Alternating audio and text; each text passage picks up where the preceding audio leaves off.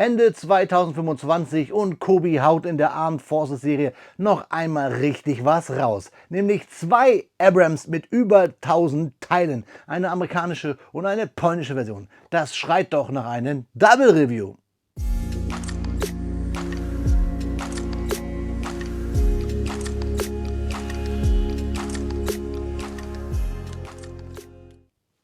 Willkommen in der Noppenklötzchen-Scheune. Mein Name ist Blockstar und Freunde, heute gibt es richtig was zu klemmen. Jeweils im Maßstab 1:35 einen M1A2 Abrams. Einmal die 2632, einen amerikanischen in der Wüstentarn-Edition, 1025 Steinchen und kostet 59,99 €. Dann haben wir von der 1. Warschauer Panzerbrigade einen polnischen M1A2 Sepp V3 Abrams, 1065 Steinchen und, wen wundert's, auch 59,99 €. Wir schauen uns jetzt beide Großkaliberfahrzeuge einmal hier auf meinen Bautisch an. Ich finde, 2 solcher Fahrzeuge im Maßstab 1:35 mit über 1000 Teilen, das ist eine Ansage. Deswegen schalten wir jetzt schnell um auf meinem Bautisch und vorher könnt ihr noch einmal kurz die Infokarten schauen.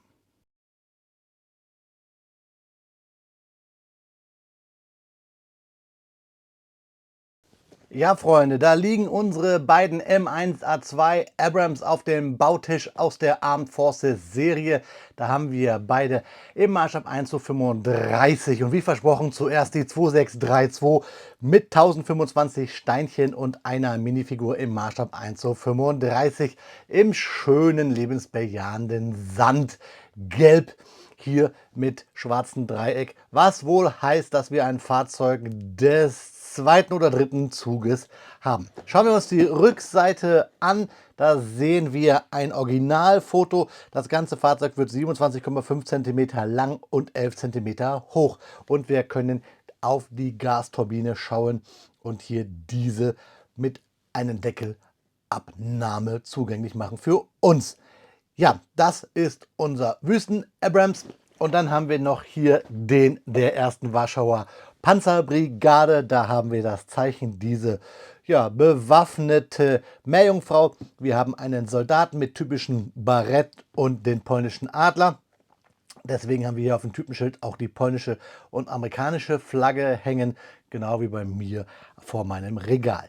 Hier sehen wir schon gleich 3 Farb-NATO-Ton bei unserem Kobi-Set 2633. 1065 Steinchen in der Version M1A2 Sepp V3 Abrams aus der Armed Forces Serie, auch im Maßstab 1:35.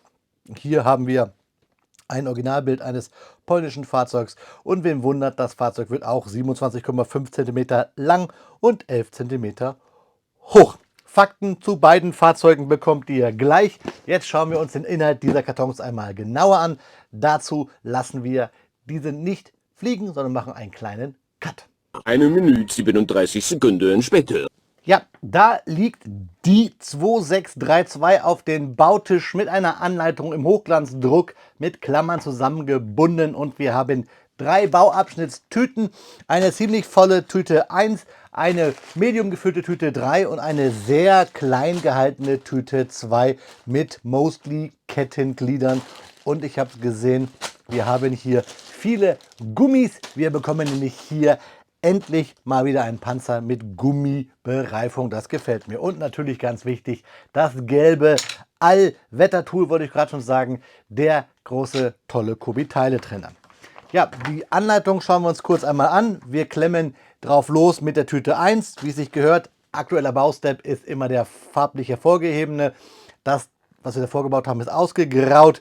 Wichtig, schaut immer auf die Legende und wir haben auf der ersten Seite quasi gespiegelt, was wir auf der Kartonrückseite haben. Fertig sind wir dann mit dem Baustep 224, wenn wir das Typenschild zusammenbauen und im Schritt davor den Turm auf den Panzer. Die letzten Seiten geschenkt sind immer die Teileübersicht und eine kleine Zusammenbauhilfe für den Soldaten, der ja hier beiliegt im Wüstentarn. Schauen wir uns jetzt die Version 2633 an.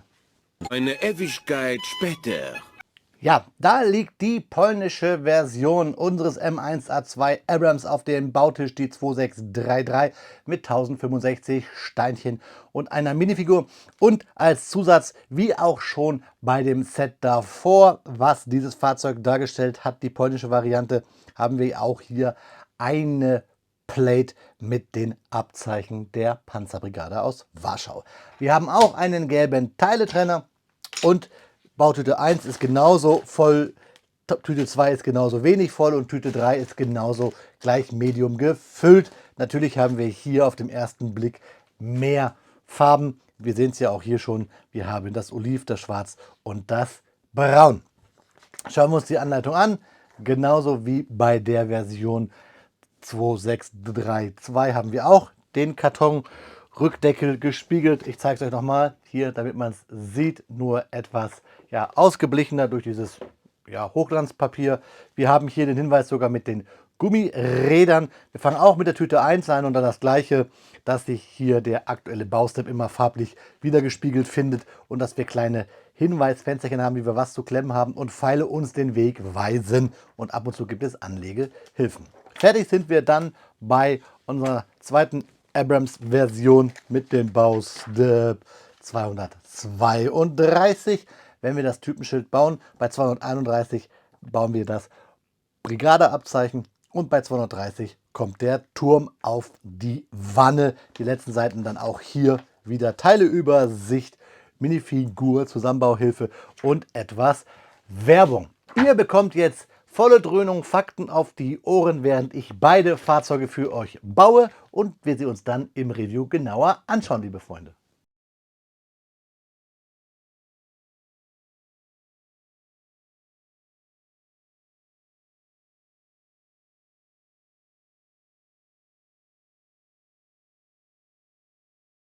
Speedbildzeit ist Faktenzeit und natürlich sprechen wir heute über den M1A2 Abrams, den berühmtesten Main Battle Tank aus dem Hause von General Dynamics Land Systems, ein Vorzeigeprodukt der USA, wobei, das werdet ihr gleich hören, das Fahrzeug nicht nur aus den Vereinigten Staaten von Amerika kommt.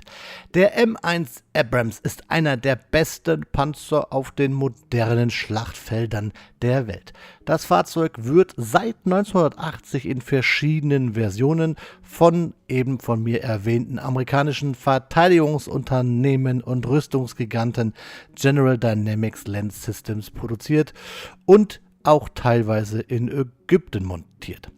Der Panzer wird ständig an neue Standards und Aufgabenprofile angepasst, die seinen Kampfwert erhöhen. Bestes Beispiel die von Kobi hier auch dargestellte und von mir gebaute Produktionsversion M1A2 SEP V3. Ein markantes Merkmal des Panzers ist der Turm, der fast so viel Fläche einnimmt wie der Rest des Panzers. Das Design des Abrams zeichnet sich durch eine mehrschichtige Panzerung aus, die ein hohes Maß an Schutz gegen Beschuss mit diverser Munition bietet. Die mit einer Gasturbine angetriebenen M1 Abrams Panzer wurden erstmals in den frühen 1990er Jahren während der Operation Desert Storm im Kampf gegen den Irak zur Befreiung Kuwaits eingesetzt. Seitdem haben die Abrams an fast allen späteren bewaffneten Konflikten der Vereinigten Staaten teilgenommen. Die ursprüngliche Hauptaufgabe des M1 bestand darin, im Gefecht der verbundenen Waffen im Zusammenwirken mit dem Schützenpanzer M2 Bradley schnelle Vorstöße durchzuführen und feindliche Panzer zu vernichten. Während der Operation Desert Storm wurden Kampfbataillone aus 2 Kompanien M2 Bradley und 2 Kompanien M1 Abrams gebildet. Die M1 bildeten während des Angriffes aufgrund ihrer besseren Panzerung die Spitze, während die M2 den Flankenschutz übernahmen und beim Zusammentreffen mit gegnerischen Kräften auf deren Flanken wirken konnten. Seit dem Ende des Irakkriegs wird der M1 weiterhin von den dort stationierten Truppen eingesetzt und auch im Irak selber von den Truppen wird das Fahrzeug genutzt. Sein Aufgabenschwerpunkt hat sich jedoch von der Bekämpfung feindlicher Panzer zur Unterstützung eigener Infanterie im bebauten Gelände verschoben. General Dynamics Land Systems hat im August 2022 bekannt gegeben, dass die US-Armee den Unternehmen einen Auftrag über die Lieferung von 200 Kampfpanzern des Typs M1A2 SEP V3 Abrams an Polen in Wert von bis zu 1,148 Milliarden US-Dollar erhielt. Die Lieferungen werden bis 2026 dauern. Die hochmoderne M1A2 SEP V3 Configuration, das System Enhanced Program, ist die modernste Variante in den Bereichen Kommunikation, Feuerleitung und Wirkung, Zuverlässigkeit, Instandhaltung und Treibstoffeffizienz sowie durch eine verbesserte Panzerung wird dieses Paket sich auszeichnen. Darüber hinaus ist der SEP V3 Abrams so konzipiert, dass künftige Upgrades nahtlos integriert werden können. Weitere Nutzer des M1A2 bzw. auch die Vorgängervarianten M1A1 wurden von mir teilweise schon erwähnt, aber es sind unter anderem Australien, wo der M1 Nachfolger des Leopard 1 war, Ägypten, wo, wie erwähnt, er teilweise montiert wurde, der Irak, Kuwait, Marokko, Saudi-Arabien und Griechenland, wo er wie auch in Polen zusammen mit dem Leopard 2 wirken wird. Wobei Polen sogar noch etwas heraussticht, denn Polen hat ja noch einen dritten Main Battle Tank im Zulauf, nämlich den K2 Black Panther aus Südkorea. Das Set, was ich jetzt hier als letztes baue, ist ja die polnische Version des M1A2 in der schon erwähnten SEP V3 Konfiguration, und das enthält eine Figur der 1. Panzerbrigade Tadeusz Kościuszko aus Warschau in einer Panzermontur mit dem markanten Abzeichen der Baskenmütze. Das Ganze wird abgerundet durch einen kleinen speziellen Sammlerstein mit aufgedrucktem Emblem der 1. Warschauer Panzerbrigade, und das gab es auch schon beim Vorgänger der Kobi-Version 2623, und somit haben wir auch einen schönen Dreher, denn das aktuelle Set hat ja die Nummer 2632. Das ist das Remake des Kobi-Sets, was ich gerade erwähnt habe, aus 2022. Generell sind diese beiden Fahrzeuge ja Neuauflagen. Warum, weshalb, wieso, das schauen wir uns aber jetzt gleich an beim eigentlichen Klemmbaustein-Review.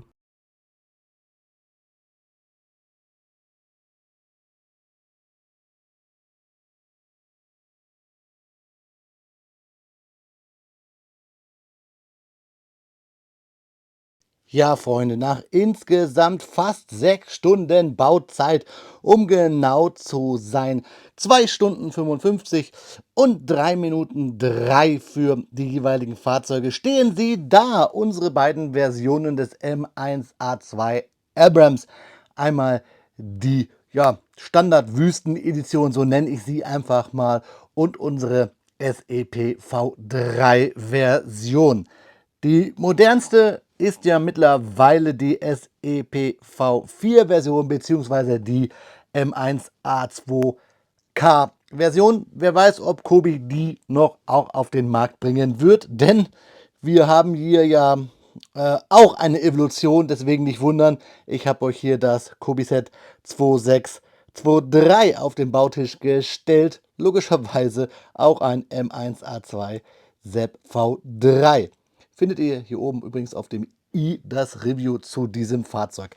Warum ich das hier mit auf den Bautisch gestellt habe, ist, damit wir mal vergleichen können, wie viel Mühe sich Kobi hier eigentlich bei diesem, eigentlich kann man nur sagen Upgrade, und Freunde, kleiner Spoiler, so ein richtiges Upgrade ist es gar nicht, gemacht hat. Aber eins nach dem anderen. Die Bauanleitungen lassen sich gut lesen. Ich muss euch sagen, ich finde, für Leute, die gerne mal mit Kobi Militärtechnik einsteigen möchten, die mal was mit anfangen wollen und nicht in den vergangenen Zeiten rumkramen wollen und damit auch vielleicht ein Problem haben, sind diese beiden Fahrzeuge eigentlich genau das Richtige. Eher sogar hier unsere polnisch-amerikanische Version. Wir haben hier jeweils über 1000 Steinchen und sind damit 60 € relativ gut wirklich unterwegs. Ihr habt vielleicht meine Infokarten gesehen, wir haben hier auch Centpreise und auch Preise pro 100 Gramm, wenn wir von der Kobi UVP eingehen bzw. ausgehen, die wirklich human sind für Kobi-Preise. Also das sind wirklich Fahrzeuge mit vielen Steinen und einen relativ günstigen Erwerbspreis. Preis. Daher kann ich die für alle Kubi-Anfänger auch nur empfehlen, die mal Panzer bauen wollen, aber halt mit Schmuddelkram aus dem Zweiten Weltkrieg nichts am Hut haben. Deswegen gerne einmal diese Fahrzeuge testen, denn die haben alles, was man braucht. Baurichtungsumkehr, wir haben Bügelperlen, wir haben viele Drucke, gut, in diesem Modell jetzt vielleicht nicht so. Wir haben gummibereifte Räder, wir haben ja, Interieur, was wir bauen. Wir haben einen theoretisch rausnehmbaren Motor. Hier sieht man es und wir schauen es auch gleich an. Und ja, viel Bauspaß. Und ich kann es euch sagen, dass sich das so ein bisschen so gliedert, dass wir mit der Tüte 1 die Wanne bauen, mit der Tüte 2 das Fahrwerk an sich, also heißt die Räder. Und Tüte 3 ist der spaßige Teil, ist der Turm. Der ist nämlich wirklich sehr kleinteilig, sehr modular gebaut. Ziemlich viele Accessoires. Und das sind auch übrigens die größten Unterschiede, die wir haben zu der Version aus 2022 zur 2623. Das sind nämlich die Änderungen am Turm. Mal abgesehen davon, dass diese Version sogar noch mehr Drucke hat. Das sieht man, glaube ich, auf den ersten Blick schon. Da ein Druck fehlt hier. Da ein Druck fehlt da auch. Also wir haben hier eigentlich eine kleine Mogelpackung. Oder sagen wir es doch mal ganz ehrlich, wie es ist. Eigentlich hätte es diese Version vielleicht gar nicht gebraucht. Kubi hätte ruhig dieses Set etwas länger auf den Markt lassen sollen, können, wie auch immer. Also das sind mal wieder ein Beispiel für Zeit und Geld, das Kubi investiert in Sets, die es so nicht braucht, weil das Vorgängerset eigentlich schon nicht schlecht war. Aber da könnt ihr mir gerne eure Meinung in die Kommentare schreiben. Also, wie gesagt, die Bauanleitungen sind wirklich perfekt, lassen sich gut lesen, wirklich über allen Zweifel erhaben. Es macht wirklich Spaß. Ihr seht, wie ich gesagt habe, hier ab Tüte 3 kommt dann der Turm dazu, der Motor und das Fahrwerk hier bei Tüte 2. Und Tüte 1 ist halt so hauptsächlich das Chassis. Und ja, wir haben alles dabei. Wirklich nichts auszumeckern, auch kein Baufehler in der Anleitung, gar nichts. Upgrade übrigens haben wir auch noch im Vergleich zu der Version aus 2022, meine ich, dass wir hier diesen markanten Kubi-Item-Grund nicht dabei haben. Wir haben nämlich in den Versionen jetzt von 2025 die Typenschilder, die es damals nicht gab, geschenkt. Geschenkt ist immer wichtig, was haben wir noch on top dabei? Dieser kleine Steinehaufen ist der übrig war bei der Version 2632. Und diese Steineanzahl ist die übrig geblieben ist bei der Version 2633, also bei der hier. Wobei, ganz wichtig, ich habe hier einen Fehlstein, kommen wir gleich dazu. Das müssen wir hier festhalten. Ist gruselig, es hat mich halt mal wieder erwischt. Also sortieren wir uns nochmal, es waren ziemlich viele Informationen auf einmal. Einsteigersets finde ich wirklich empfehlenswert. Der Preis, Leistung, das Verhältnis, das passt, die Anleitung lassen sich gut lesen, alles super. Aber jetzt ist die Frage, was interessiert euch mehr? Dreifarbtarn oder Wüste, das müsst ihr entscheiden. Wir haben halt beim Wüstenfahrzeug etwas weniger Teile, einfach auch, weil wir hier, ihr seht es schon, durch die Aufbauten hier, MG, Stand zum Beispiel, Waffenstation und hier, da haben wir einfach mehr Teile. Das unterscheidet die Fahrzeuge so hauptsächlich. Wir schauen uns jetzt mal ganz kurz unsere Version Wüste an, 2632. Da haben wir das Typenschild, was ich gerade schon gesagt habe. Schön schlicht, weißes Hinge-Element, kennen wir von Kubi. Super gedruckt. Kubi ist ja eh so der Master der Drucke. Dann haben wir unseren amerikanischen Soldaten mit. Ganz wichtig ist das Kubi hier, dass wir eine Beretta dabei haben, also eine Pistole. Wir haben hier dieses typische ausgebeicht oder ausgegraute, ich weiß gar nicht, wie man es nennen möchte, Hoheitsabzeichen der Vereinigten Staaten von Amerika. Hier ihre Stars and Stripes, halt in so einen ja, Sandton gehalten. Dann eine schusssichere Weste mit Pistolenhalter und hier auch dann Munitionstaschen und dann hier die Rückseite nicht bedruckt. Das Gesicht ganz freundlich, aber hier auch dieser Kombitan, Wüstentarn auf der Hose. Nicht der moderne Pixeltarn, den es ja mittlerweile gibt, sondern hier dieser Wüstentarn. Also ein schönes Minifigürchen für ein schönes Panzerchen, das ja Probleme hat ein bisschen hier auf meinem glatten Bautisch sich die Räder drehen zu lassen, tun sie aber sonst ganz gut. Ihr seht es hier, da rollt perfekt. Und hier seht ihr das Fahrwerk einmal mit den gummibereiften Rädern, was ich klasse finde. Sehr schmale Bauweise, also Plate. Ist ja eh ein flaches Fahrwerk, was der M1A2 hier hat. Aber schön gelöst hier mit den Hinge-Elementen. Da muss man nur aufpassen, die hängen hier an diesen halben Fliesen. Da seht ihr es. So kann man hier runter klappen. Dann ein ganz großes Manko, was beide Fahrzeuge haben, was auch bei der alten Version viel besser gelöst ist, ist die Klappe hinten am Motor. Denn die hängt hier nur so an C-Clamps. Ihr seht es hier ganz labberig, blub, da auch ganz labberig und hat immer so ein bisschen so einen Gap. Also man soll das zwar hier irgendwie mit diesen Noppen so reinklemmen, aber ja, das arretiert es nur so ein bisschen. Ein Gap bleibt immer da. Und das, kleiner Spoiler, ich habe halt nicht die Wüstenversion aus der vergangenen Zeit, aber bei der Tarnversion ist es genauso. Schaut mal hier. Bitte nicht schimpfen über meinen Staub, den ihr hier seht. Ja, auch ich hätte mal hier im Regal mehr Staub wischen können. Aber ihr seht letztlich hier. Hier haben wir massives Hinge-Gebaue. Heißt, wir haben massive Klappen. Also hier haben wir keine Gaps. Gut, jetzt, naja, Vorführeffekt. Stand lange im Regal. So, zack. So, aber wir haben hier eine massive Klappe. Das haben wir bei beiden Fahrzeugen nicht. Na, lieber Autofokus, komm her. So, auch hier, tada, haben wir so labbrige Klappen. Das gefällt mir überhaupt nicht.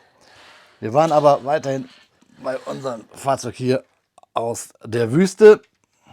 Wir haben hier die schöne deutsche Kanone, ein Lizenzbau von Rheinmetall.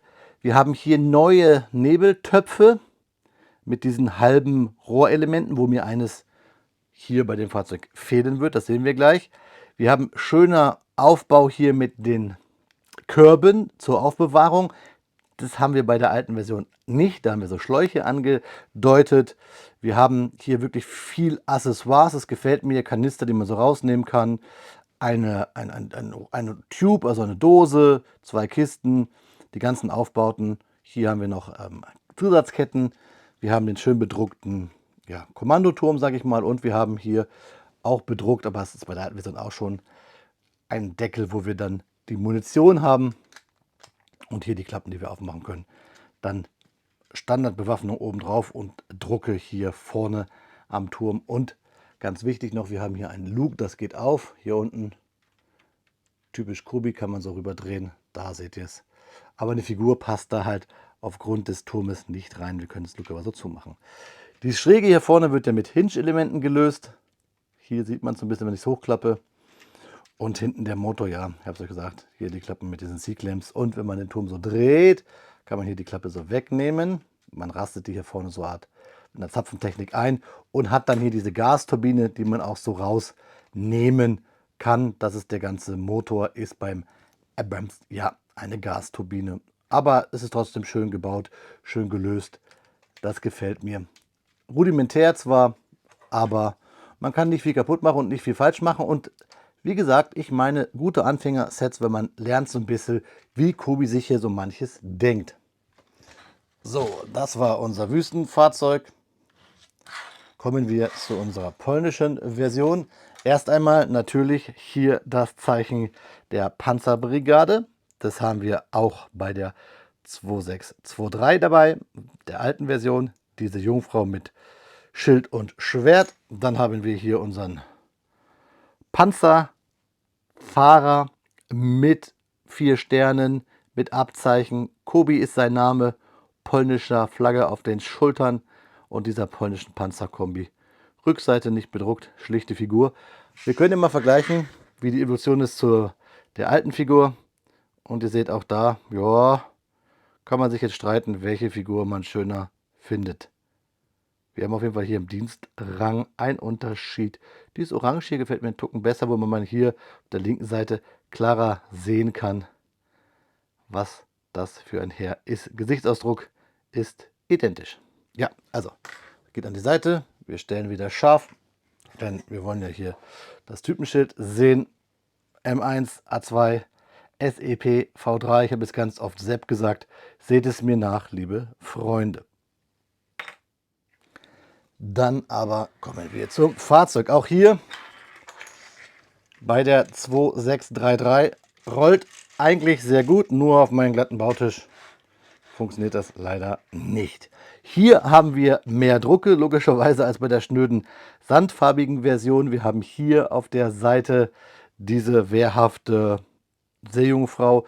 Wir haben hier diese Nebeltöpfe und da sieht man vielleicht durch, dass ich hier unten so einen roten, gebogenen, so ein Rohrelement, so ein halbes verbaut habe, weil mir ein braunes, so wie es hier ist, fehlt bei Kobi. Das war nicht dabei. Muss ich mal wieder bei Kobi schimpfen. Das ist der Grund, warum ich euch immer in den Anleitungen erkläre, wie man bei Kobi Teile moniert. Denn auch mich erfasst immer mal wieder, dass ein Teil fehlt. Und ich habe meine Mülltonne, die ich immer extra neben den Bau mir hinstelle und immer leer mache, 3-4 Mal durchsucht, ob nicht wirklich der Stein noch irgendwo in einer Tüte hängt. Das kann bei diesen kleinteiligen Sachen bei Kobi sehr schnell passieren. Hat es leider nicht, muss ich also monieren. Also, hier fehlt ein Druck. Dadurch, dass wir hier diese Seejungfrau haben und da die Seejungfrau, können wir es verkraften, dass bei der älteren Version hier vorne die Seejungfrau ist, aber hier unten dieses, politische Kennzeichen, das fehlt schon ein bisschen, finde ich schade. Und auch hier an der Seite haben wir hier was Gebautes, das werdet ihr gleich sehen. Bei der alten Version haben wir da sogar Drucke. Gut, schauen wir uns aber sonst nochmal den Turm an. Der ist ziemlich cool geworden. Auch hier viel besser als bei der alten, wo wir hier Schläuche haben. Und nur so angedeutet haben wir hier jetzt wirklich Bars gebaut und damit diese Kästen zum Verstauen von Material, von Accessoires, von lebenswichtigen Gütern viel besser dargestellt. Wir haben hier so ein Fahrtlicht, so eine orangene Rundumleuchte und auch wir haben hier hinten den Deckel für die Munitionszufuhr. Da wieder die 6 Schuss durcheinander gewürfelt. Ihr könnt die reinpacken, wie ihr wollt. Dann haben wir hier den Kommandoturm, die Kanzel mit den bedruckten Elementen. Wir haben hier eine Waffenstation, Transclear mit grünem Druck. Dann haben wir hier eine Waffenstation, die ist identisch wie bei der alten Version, aber ganz schön einfach hier dieser Kasten, der schön geworden ist. Und hier hinten ja auch das gleiche labbrige Gasturbinen, Motor, Aufbaugedöns, so nenne ich es mal. Wir können den Motor auch wieder rausnehmen. Das ist ganz schön gemacht, aber diese Klappen gefallen mir bei der älteren Version besser. Deswegen kann ich euch schon sagen, Freunde, dass diese Sets hier Anfängersets sind. Habt ihr schon eine Version, habt ihr die ältere Version, würde ich euch ganz eindeutig sagen, ihr braucht diese Version nicht. Ich möchte sie euch vorstellen, denn ich bin ja nun mal hier der Review-Onkel. Das ist ganz wichtig. Aber ihr werdet es jetzt gleich sehen, ihr braucht die nicht, wenn ihr eine der älteren Versionen habt. Typenschild übrigens bei der älteren Version gleich. Ne? Ihr seht schon hier, dasselbe. Figur haben wir uns gerade angeguckt. Schauen wir uns den Panzer an und da seht ihr halt, wir haben andere Nebeltöpfe. Ne? Das ist der Punkt. Der ist bei der älteren Version vielleicht etwas rudimentärer gewesen. Wir haben halt hier diese Schläuche, aber da seht ihr auch, wir haben hier Drucke über mehrere Steine sogar. Wir hätten auch eine Kombi machen können mit Gittern und Drucken. Wir haben hier größere Kanister, Sandsäcke, also hier hinten haben wir auch weniger Accessoires. Trotzdem wirkt das mit dem Schlauch schon irgendwie ganz cool. Hier vorne der Druck, der anders ist, wie ich euch gesagt habe. Aufbau vom Fahrwerk ist gleich. Ich habe nur gesehen, mir ist gerade ein Rad abgefallen. Irgendwo habe ich da was falsch gemacht. Hier auch das gleiche mit so dünnen Plates gehandelt. Diese Abdeckung des Fahrwerks. Der Motor habe ich euch schon gezeigt, gefällt mir hier einfach besser. Dadurch, dass wir hier diese massivere Klappe haben. Und jetzt schauen wir mal, wo ist mir hier das Rad abgefallen. Irgendwo fehlt es. Ach, hier vorne, seht ihr Freunde, da ist das Rad abgefallen. So. Ja, Fazit, ich muss meine alten Fahrzeuge mehr abstauben. Und vielleicht auch mal besser hinhören. Denn es haben mir einige in der Community auch gesagt, Mensch, Blocksy brauchst du nicht wirklich eigentlich. Ne? Es hat sich nicht viel verändert. Es ist ja quasi ein Light-Upgrade, sagen wir es mal so. Aber ich wollte es euch mal zeigen, dass man auch, ich habe diesen Impuls immer, wenn es neue Sachen von Kobi gibt, man nicht immer kaufen muss.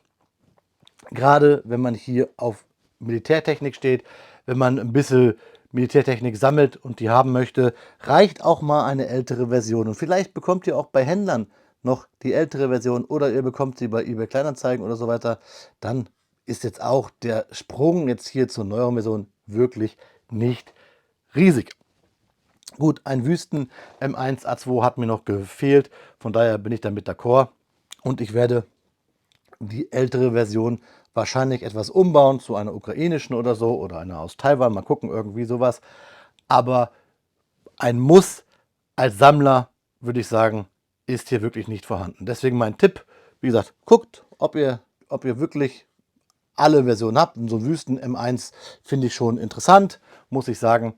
Aber Kobi hat ja wirklich ein Light-Update gemacht. Am Heck sogar, finde ich, eher verschlimmbessert. Aber, Freunde, das dürft ihr euch jetzt alles gleich nochmal genauer angucken. Ihr bekommt nämlich jetzt nochmal ausführliche Detailbilder. Auch dann am Ende im Vergleich nochmal zu der Version hier, der 2.6.2.3. Und dann dürft ihr mir in die Kommentare mal eure Meinung schreiben. Auch gern mal schreiben, hey, Blocky, das ist gut, dass du hier mehrere Fahrzeuge vergleicht. Wollt ihr das mit mehreren Fahrzeugen haben? Ihr könnt mir gerne auch Vorschläge dazu schon in die Kommentare schreiben. Ihr habt gesehen, am Anfang ist es ein bisschen so konfus hin und her.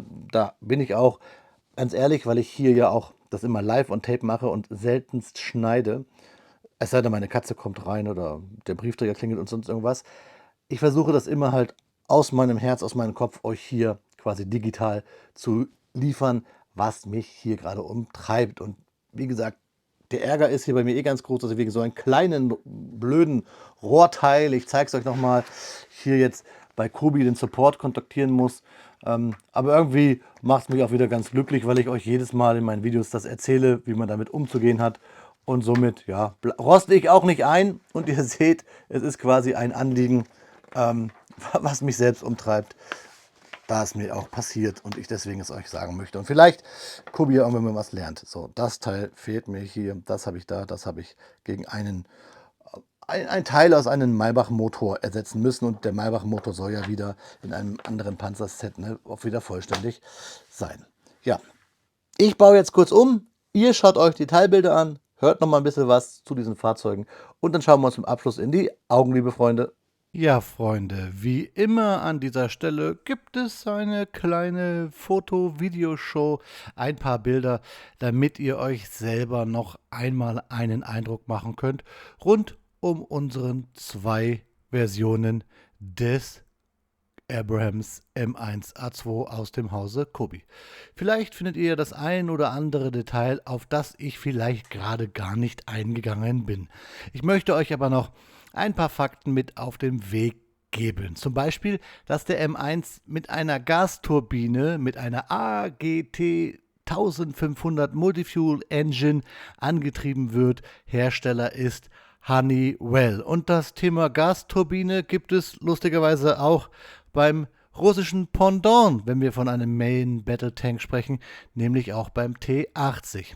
Also auch das System setzt sich immer mehr bei Kampfpanzern durch. Ein weiterer Fakt ist, dass der M1 beide Kanonen verbaut hatte, die es im Leopard 1 und Leopard 2 gibt. Nämlich im Leopard 1 ist eine Art der britischen L7 verbaut und auch so eine Kanone war nämlich im M1A1 verbaut, in den ersten Versionen. Aktuell ist eine 120 mm Kanone von Rheinmetall in Lizenz im M1 verbaut und diese Kanone hat logischerweise auch der Leopard 2.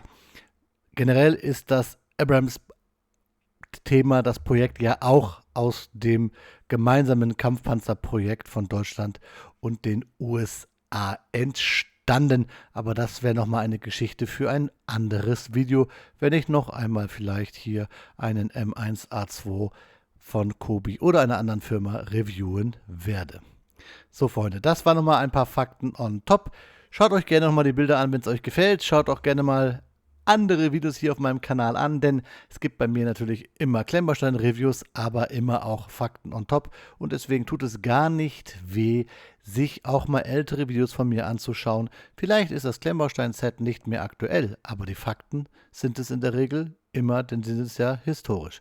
In diesem Sinne, Freunde, jetzt viel Spaß bei meinen letzten Worten zum Kobi M1 Abrams in den zwei Versionen aus 2025. Viel Spaß, bis gleich. An dieser Stelle eine kleine Danksagung an alle Kanalmitglieder, die mir helfen, diesem Kanal algorithmustechnisch zu pushen und auch den Kanal auf eine breitere finanzielle Basis stellen. Vielen lieben Dank für jeden einzelnen von euch, aber auch ein generelles Danke an jeden Kommentarschreiber, an jeden, der die Videos guckt, an jeden, der einen Daumen hoch gibt, an jeden, der ein Video liked. Vielen lieben Dank an die gesamte Blockstar-Community. Ihr seid die Geilsten.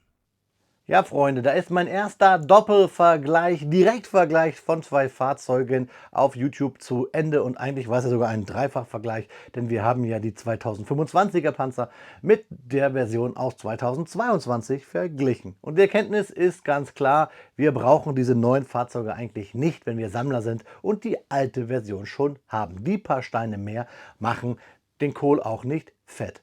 Wenn ihr aber neu seid und ihr wollt mal gerne in das Themengebiet Kobi-Panzer hineinschnuppern und moderne Fahrzeuge bauen, dann sind diese Fahrzeuge auf jeden Fall, egal welche Version ihr da bauen möchtet, eine Empfehlung. Denn preis-leistungstechnisch beim Preisniveau von Kobi 2025, 2026 passen diese Fahrzeuge wirklich bei über 1000 Steinen und roundabout 60 Euro. Und ganz ehrlich, bei Händlern kriegt ihr sie ja sogar noch viel günstiger. Ich nehme hier immer als Preisempfehlung den Preis, den Kobi selber veranschlagt. Also habt ihr heute wirklich mal was mitgenommen neben den geschichtlichen Fakten aus so einem Video. Und ich würde gerne mehr solcher Vergleiche machen, aber Kobi haut halt immer die Fahrzeuge unterschiedlich auf den Markt. Hier ging es jetzt, wenn ihr Ideen habt, wenn ihr sagt, die Fahrzeuggruppe doch mal vergleichen oder die Modelle oder diese Version oder diese Version, schreibt mir das gerne bitte unten in die Kommentare. Wenn ihr da schon seid, könnt ihr auch gerne mal einen Daumen da lassen oder startet doch so einen kleinen Hype. Das bringt meinem Kanal algorithmustechnisch auch weiter. Und abonnieren wäre auch ganz cool, weil über 70% haben meinen Kanal nicht abonniert. Und wie gesagt, Kommentare wären richtig cool, weil ich kann euch jetzt mit meiner Sprache auf die Kommentare antworten. Noch mehr direkteren Austausch geht fast gar nicht, außer ihr kommt auf meinem Discord. Ja, Freunde, zwei Autos, deswegen wünsche ich euch heute, ja genau, Panzer sind auch Autos, doppelt eine gute Fahrt. Auf Wiederbauen, euer Freund der Blockstar.